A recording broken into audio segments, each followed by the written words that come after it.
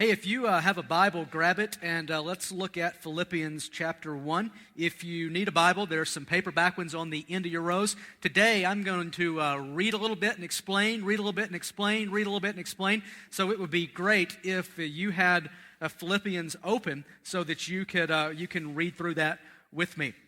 Now, this book, Philippians, as we've seen, is probably one of the most autobiographical of all the New Testament letters. Paul the Apostle wrote it. He was the greatest missionary in the history of Christianity. And throughout this letter, he weaves his life into it. In fact, his thought process goes something like this. Probably more than anyone else, Paul is reproducing the life of Jesus. He is reliving the pattern of life that Jesus followed right to his death. Paul is being persecuted just like Jesus was. He is preaching the same message that Jesus preached. He is enduring all the things that Jesus endured. And so Paul is basically saying, hey, I'm following Jesus. You follow me. Look to my example. Follow me as I follow Christ. And so if you've ever read a biography, and I hope most of you have read at least one of them, if you've ever read a biography of a really great person, you know that you're always challenged by their life. That's one of the reasons I love to read a biography. It calls me up to something greater than just myself. And that is really the case here. Paul, through his life and his example as he follows Christ, is calling us up to live like true followers and disciples of Christ.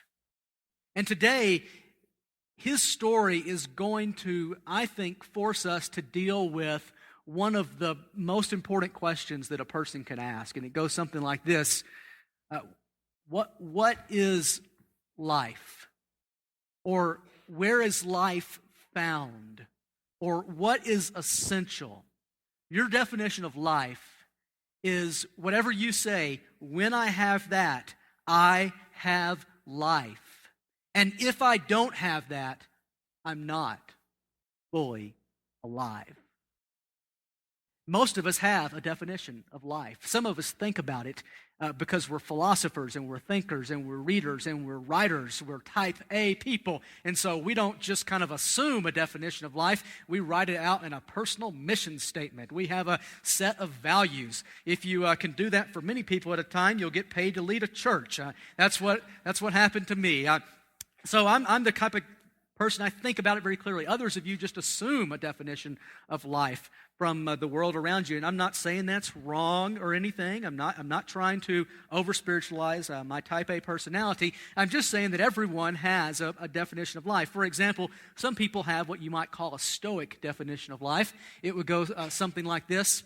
I'm alive when I am in control, when I am able to bear responsibility, when I'm able to bear burdens and I'm not bothered by them, but I'm able to bear up under pressure. I'm strong. I'm stoic in the face of opposition. I'm responsible. The opposite end of that would be a carefree definition of life, where you say, I'm really alive when I don't have any responsibility. I'm really alive when I don't have a lot of stress and pressure on me, and I can just kind of do what I want to do. Some of you have a social definition of life, which would say, I'm alive when I'm surrounded by friends and people. Others have a very private definition of life. I'm most alive when I'm alone, and I'm not surrounded by people, and they will just leave me alone. Some people have a religious definition of life. I'm most alive if I am keeping the law, behaving well. Others have an irreligious definition of life. I'm most alive when I'm able to throw off all constraints and just do what I want to. Some are overachievers. I'm most alive when I'm upward and onward, constantly making progress. In response to that, other people have a simple definition of life. I'm most alive when I don't have to be upward and onward, constantly making progress. I'm most alive when I have just enough to live on, but I'm not so driven like all those overachievers that I get stomach ulcers. That's when I'm really alive. Other people, young parents, have a definition of life that says, I'm alive when my kids are doing well. Older parents have a definition of life that says, I'm alive when my kids are gone, right? Single people, I will be alive when I am married. Married people, I was so alive when I was single. See how this goes? Some people have an Oklahoma definition of life. We will be alive when our team finally wins a BCS game. Other people have an Arkansas definition of life. We'll be happy if we could just beat Texas A&M, you know? No great accomplishment. No great accomplishment, but we'll take it at this point. Now, most of us construct, because we're Americans, because we're free to do whatever we want to do, live where we want to live, do what we want to do, we construct a definition of life from many different categories. Like we'll pull a little bit from over here, and we'll pull a little bit from the Stoic, and we'll pull a little bit from the Carefree, and we'll mix it all up. The quintessential emblem of our culture is what? The iPod. Because you don't have to listen to any old radio station. You don't have to be locked into any genre of music that some remote disc jockey picks, but you can create your own radio station on your iPod. It's emblematic of our whole culture. It's why people moved to Colorado, because wherever they were from was not as suitable to their definition of life as Denver is. So we all construct a definition of life. And here's what Paul is going to say about that. One day, each of your definitions of life and my definition of life is going to be tested. It's going to be put on trial.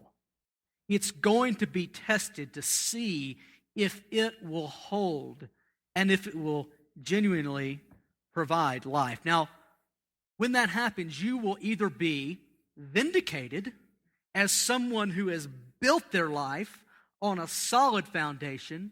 You've got a good definition. You've pursued the right thing. You will be vindicated, or you will be put to shame.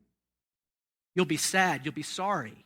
Now, Paul didn't just get this out of thin air. He got it from Jesus. For example, Jesus said, "Everyone then who hears these words of mine and does them will be like a wise man who built his house on the rock. And the rain fell, and the floods came, and the winds blew and beat on that house, but it did not fall because it had been founded on the rock." The test came. "And everyone who hears these words of mine and does not do them will be like a foolish man who built his house on the sand. And the rain fell, and the floods came, and the wind blew and beat on that house, and it fell, and great was the fall of it." See what Jesus is saying? You're going to build a life based on where you think life is found. And one day, the test is going to come, and it's either going to stand or it's going to fall. And it's all going to depend on the sustainability of the foundation upon which you built it, the definition, which you think is essential to life. Now, for most people, this test is going to come in two forms, actually.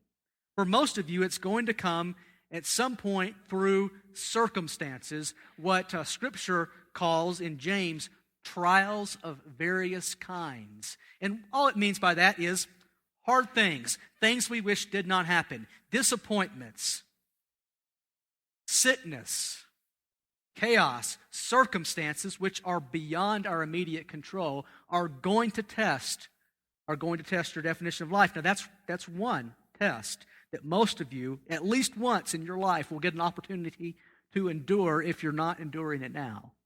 That's one. And so part of my job as a pastor is always to prepare you for that test, because for many of you, it is coming.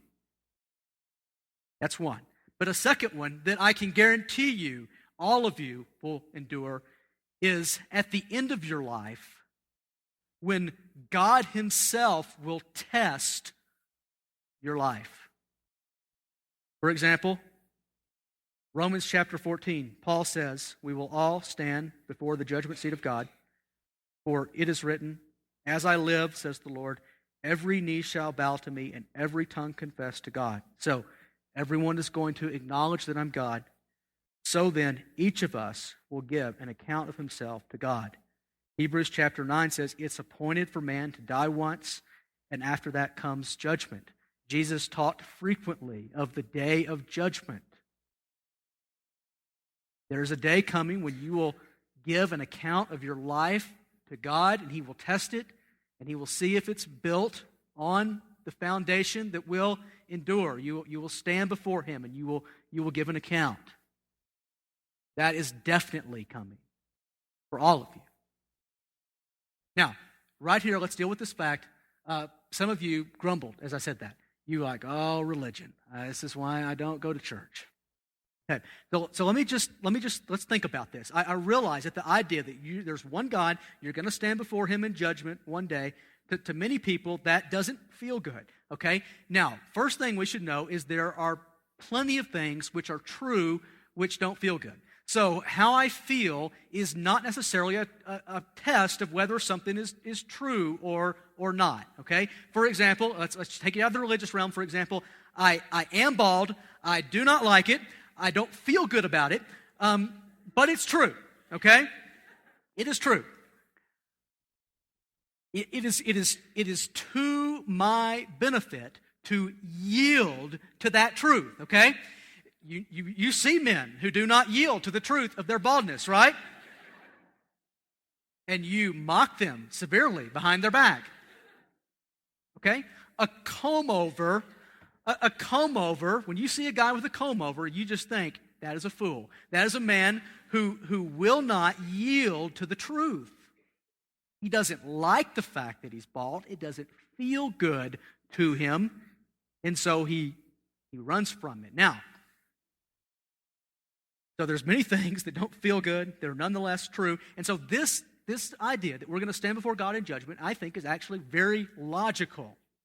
I have yet to meet anyone who does not believe in some sense of absolute right or wrong. Now, many will tell you they don't, okay? Many will tell you they don't. But as soon as something bad happens to them, they are appealing to some higher standard for justice, okay? So if you don't believe in absolute truth, if you don't believe in an absolute standard of right and wrong, please raise your hand. Anyone? Yep, okay. So after the service, I'm going to break your legs. I'm going to steal your wallet. If you have a girlfriend, I'll steal her too. And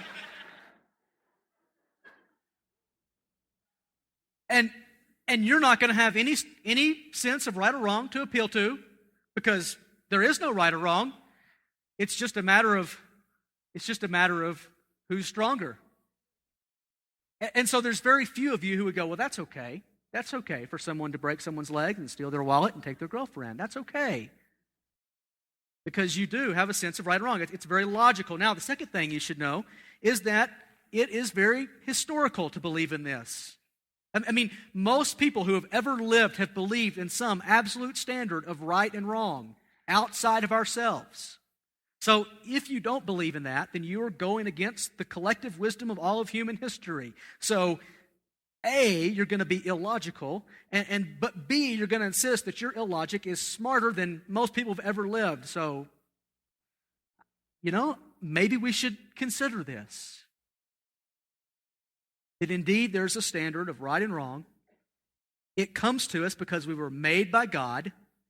If this God really does exist, if God really does exist, there has to be a standard of right or wrong, and we will give an account to Him one day for it.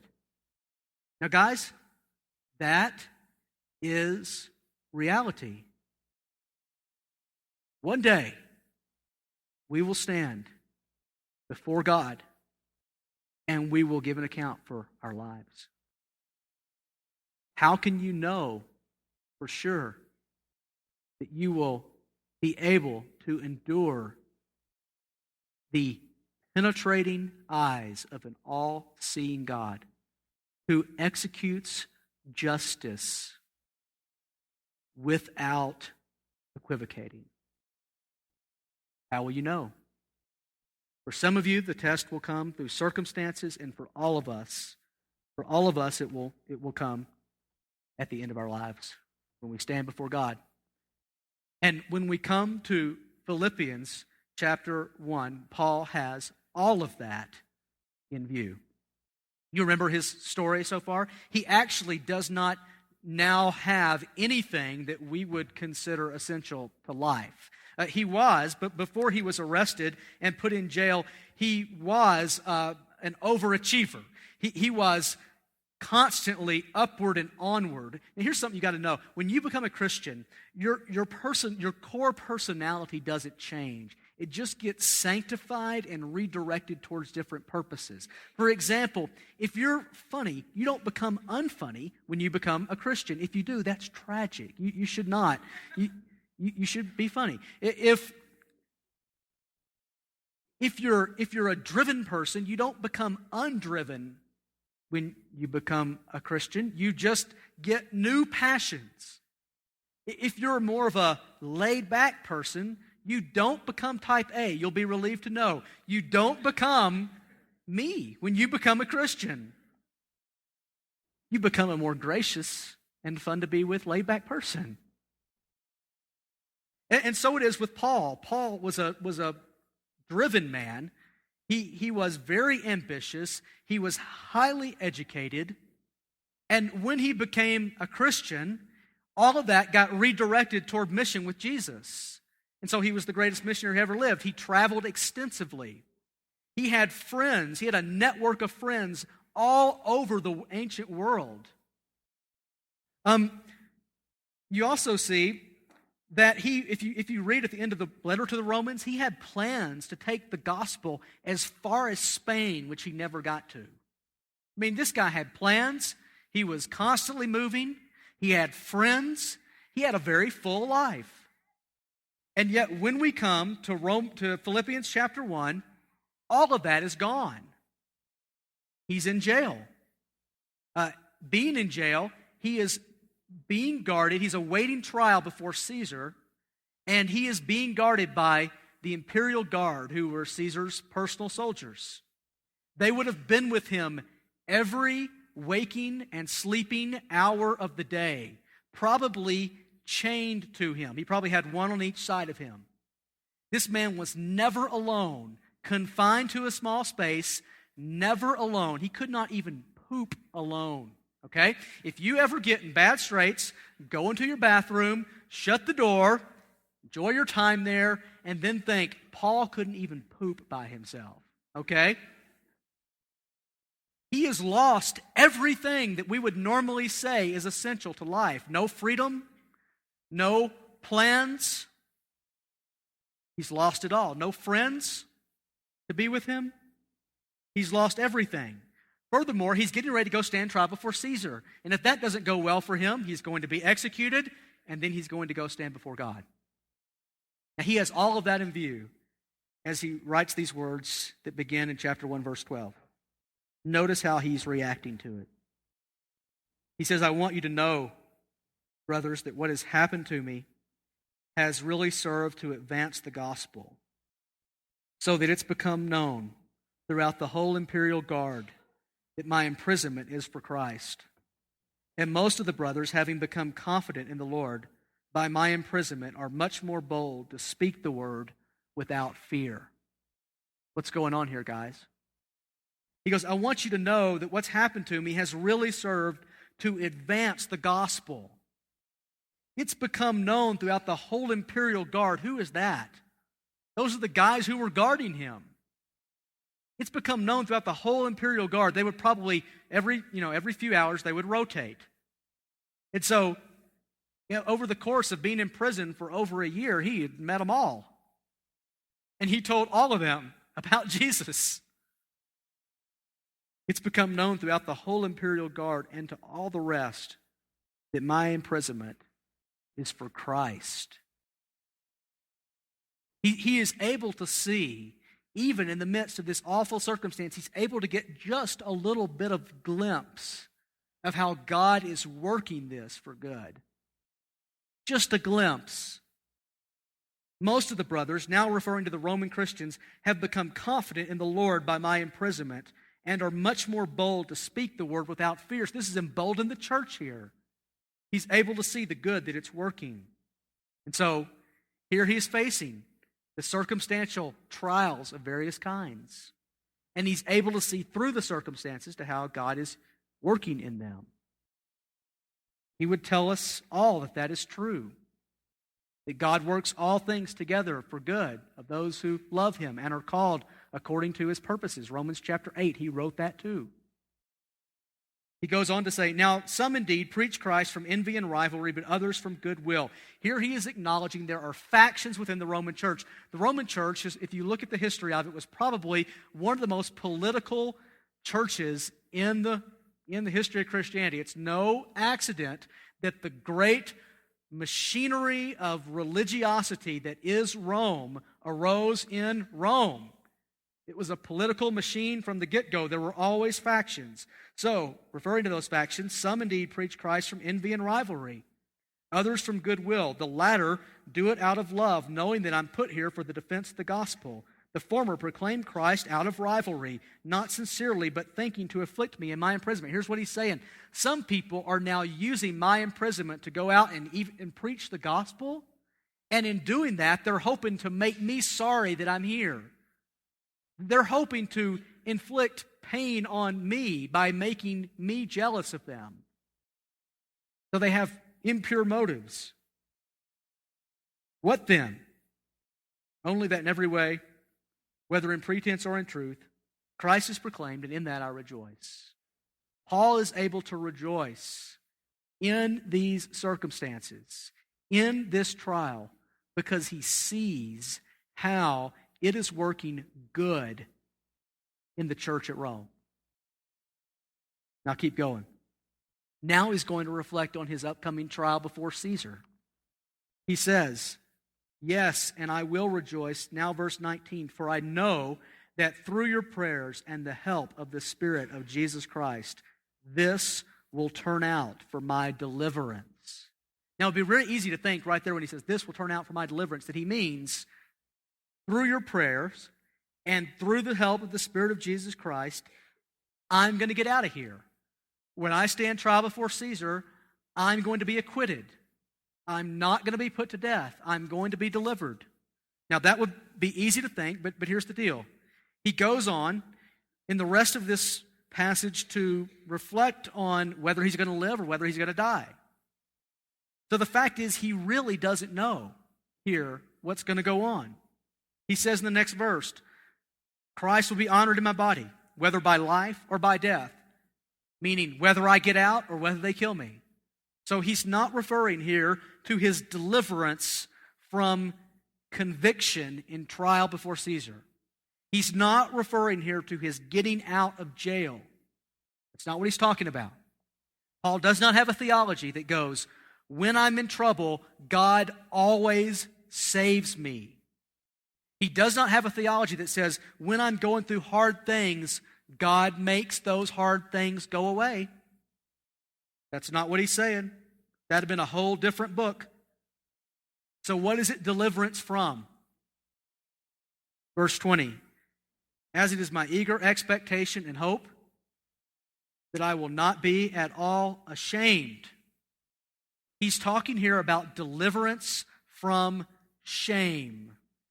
Now, what is shame? Shame is what you experience when you put your trust in something or someone that fails you. When you put your life, when you wager your life on something that lets you down, you experience shame. You want a picture? Okay, let's go back to football again.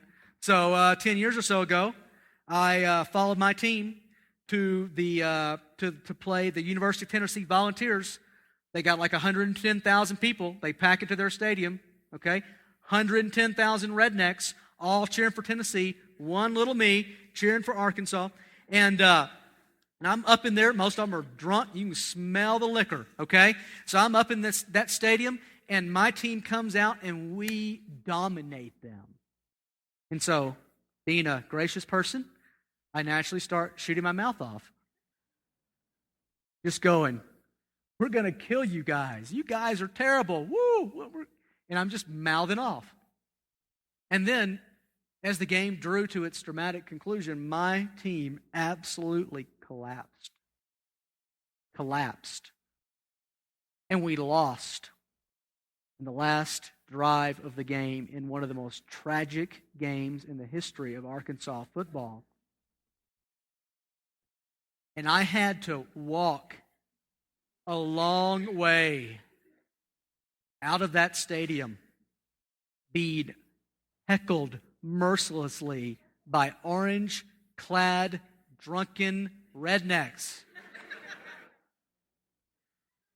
And you know what I could say about that? Nothing. Because I had put my faith in something that did not hold. I was shamed. I went out to eat after the game, and they sang their obnoxious Rocky Top song for an hour while I tried to eat. And you know what I could say? Nothing. Because I was put to shame. And so Paul says here, I am not going to be put to shame. I am going to be delivered from shame. Christ is not going to let me down. And here's what he's saying, as I go through this trial, he is going through it with me. I'm not going to chicken out. I'm not going to recant.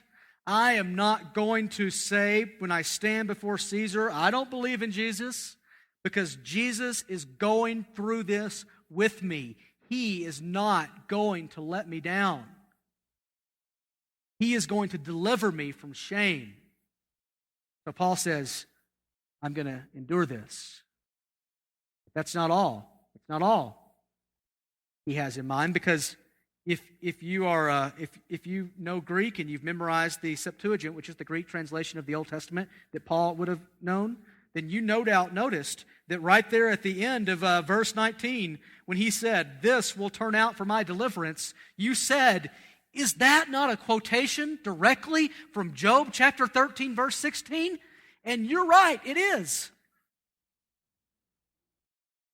Paul is quoting directly Job 13:16. Good catch. So, what was going on in the book of Job? If you remember the story of Job, or if you've ever read it, it went something like this. Job had everything. He had a wonderful life. He had everything that we would call essential to life. Wow, that sounds familiar. He had everything we would call essential to life. He was even called a righteous man who walked with God, and God allowed the enemy, Satan, to basically ruin his life, to take his kids, to take his health. And he had some friends that showed up, and they said, you know why this is happening, Job? Because you're sinful. You're being punished for sin. And Job was like, I don't think so. I don't think so. In Job chapter 13, he calls them blind guides. He tells them to shut up, and then he says, this will turn out for my deliverance. What's he talking about? He's saying, when I go and stand before God, I will be vindicated. That's what he's saying. I will be vindicated when I stand before God.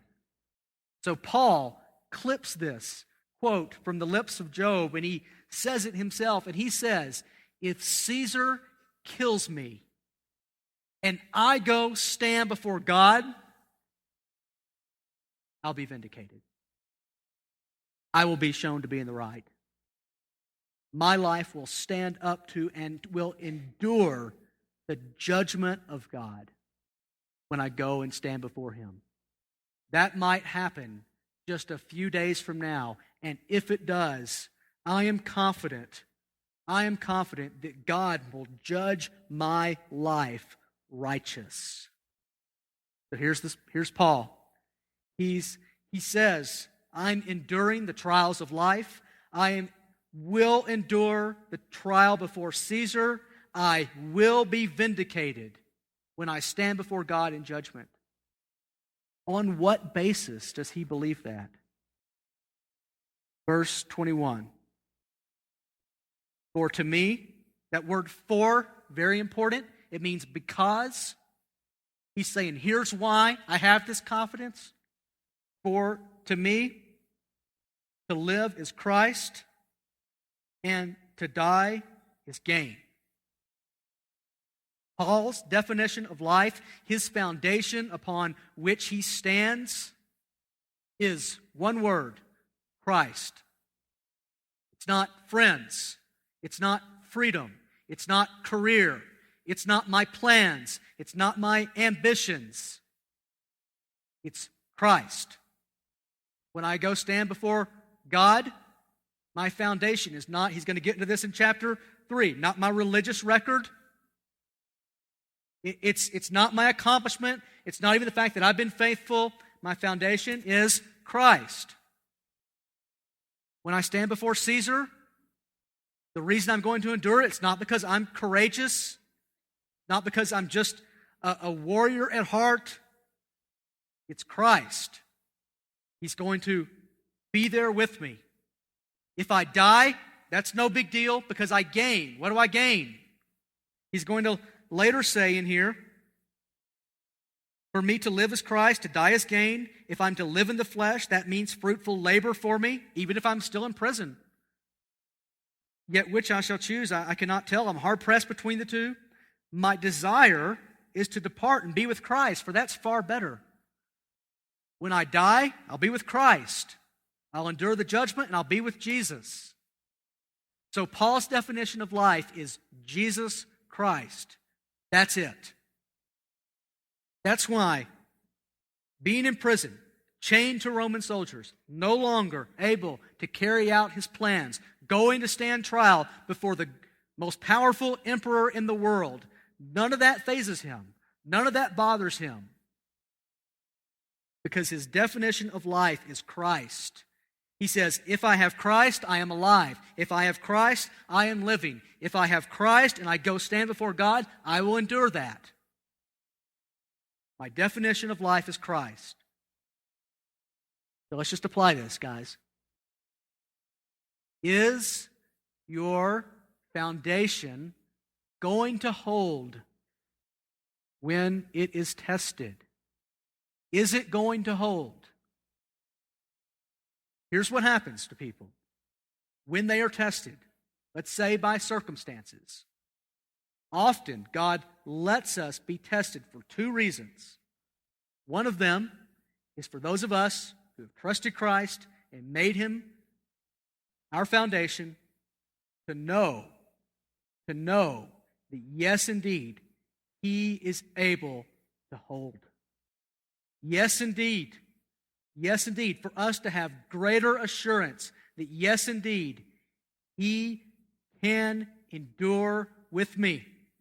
He will lead me. He will be with me through this. He will not let me down. I will not be put to shame. It is to increase our confidence, right? Have any of you ever had something that you became more confident in it once it was tested by something? Right? Any of you have a car?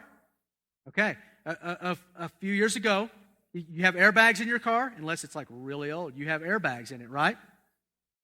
You ever wondered if those things would hold you if you were in a crash? You ever seen those things come out? They don't come out unless you crash. A few years ago, I was in an accident where we drove through an intersection and a Ryder truck also came from the other direction through the intersection at good 40 miles an hour, and we T-boned the Ryder truck. And the airbags immediately popped out and caught me. I am more confident in airbags now because I know that they will hold me. I've seen it. I've experienced it. Sometimes God lets us go through deserts, lets us go through disappointment, lets us go through sickness, lets us go through loss, because He wants us to see that, yes, indeed, your faith in Christ, it will hold. He is a good foundation. Other times, He lets us go through that to show us that we should not have as much confidence in the things that we thought we should have confidence in, to show us that we should not have defined life as rigorously in the direction that we had defined it. And so our life crashes, it implodes. And then we have a choice. We can either be crushed further, or we can convert. to a better foundation. We can convert to Christ. We can be crushed or we can convert. It never ceases to amaze me. It never ceases to amaze me how people who believe that I am stupid will, when they go through hard things, will still not trust Christ. That never ceases to amaze me. They're like, no, I'd just rather be crushed than convert. For some of us, when we go through hard things, it is a call for us to convert to a new foundation. It is God being gracious to us and showing us well before we go stand before Him in judgment, and there is no second chance. It is Him showing us your foundation is not solid. You need to convert. So will your foundation hold? And then when you stand before God in judgment, guys, you will. Will it hold? Are you wagering that on what you think is right? Or are you saying, well, I've figured something out here. I'm pretty sure this is okay? I'll talk to people all the time. They'll say, well, if I stand before God in judgment, I'll just tell Him this. Guys, are you sure you want to trust that? Sometimes our excuses won't even get us out of a speeding ticket. When I had lived here for less than a week, I was on Colorado Boulevard and I made an illegal U-turn. I did not know that you could not make U-turns there. I got pulled over. The officer said, "Do you know I pulled you over?" I said, "I do not." By the way, that's always a good answer. I do not know why you pulled me over. He said, "You made an illegal U-turn." I said, "Oh my gosh, I had no idea. I'm new. Look, see, I just moved here from Texas. See." As if that helped.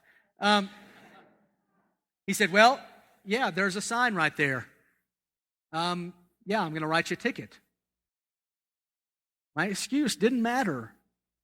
That was just a Glendale cop. I mean, all he has to do is patrol the parking lot at Super Target. Hardly even a real policeman, you know? And yet my excuse could not get past him. So are you just going to use your wisdom when you stand before God? Are you just going to say, well, this is kind of what I figured out? I mean, I thought this. I mean, can I suggest a better foundation? Might you just say, my righteousness is not found in me at all, but it's in Christ that I stand? I claim His name. Jesus is a very, very good foundation to stand on. He was tested by circumstances. He was arrested, like Paul was. He stood trial before religious authorities and emperors, just like Paul has. He was put to death by them, just like Paul is going to be. He endured all of that. He endured the most excruciating form of torture that the Romans could invent. And he did not draw back from that. He went after that and stood before God the Father in judgment. And he was vindicated. And he proved it by being raised from the dead. That he had endured the judgment. Jesus is a much more firm foundation than whatever it is that we think should give us confidence to stand before God. So here it is. Here's a man who is facing trials of life, trials before emperors. We don't even remember. We can't even be for sure who the emperor was, who Paul is going to stand before. That's how insignificant in the realm of history he's become. Yet we know who Paul is, and we know who Jesus is. He's getting ready to stand before an emperor, and he is getting ready to stand before God. And he says, I have complete and utter confidence. Because for him, life is simply Christ. Christ is my life as long as I live. He is my source of strength as long as I'm here. He walks with me through everything I endure. And one day, when I stand before God, He will be my righteousness. This is Christianity. This is Christianity. Ultimately, I come to Christ for Christ. Ultimately, I come for Christ Himself. Christianity, guys, goes off the rails when you begin to use Christ in order to get something else that's really life. Like when you define life in another way and then you use Christ to get it, that's not Christianity. So we write books about how to have your best life, and you open it up and it's not a book about Jesus. It's not a book about how to know Him better. It's not a book about how to enjoy Him more. It's not a book about what a great foundation He is. It's a book about how to use Jesus to get something else that you think is life. That's not Christianity. Christianity is right here with the Apostle Paul. Through all the trials of life and through the trial of standing before God, my one foundation is Jesus Christ. And so, Father, I pray for my friends here, and I pray for myself as well, that you will help us. You will help us to know that life is found in Christ and nothing else. We thank you for the many good gifts that you have given us. We thank you for friends. We thank you for freedom. We thank you for jobs. We thank you for the riches of the world that you made. We thank you for health. We thank you for boyfriends and girlfriends and husbands and wives and children. We thank you for all the blessings of life. They all come from your hand. And yet, we also acknowledge that when the trials of life take them from us, that we still have life because we still have Christ. We do not see Christ as the means to get those other things, but we see Him as the foundation of life. We thank you that no matter what happens, that cannot be taken from us.